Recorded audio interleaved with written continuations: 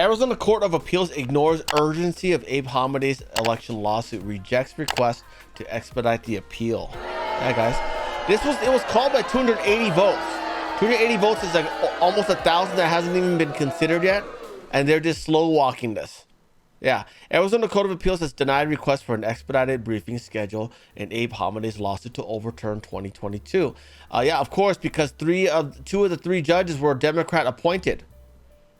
Hamadeh's race was declared by 280 votes after a significant miscount of hundreds of votes was discovered in rural Pinal County's recount results.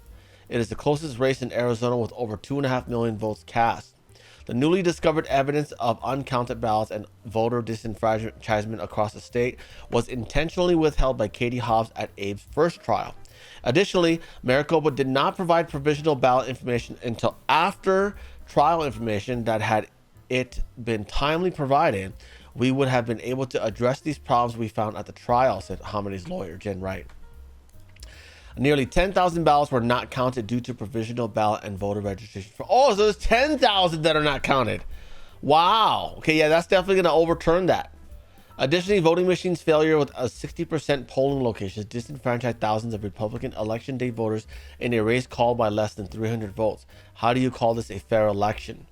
The TDP recently reported that Hamadeh filed an appeal against the junk ruling at the numerous legal hurdles, withholding of evidence, and a possibly corrupt or just wildly incompetent judge. They're corrupt. They're Democrat.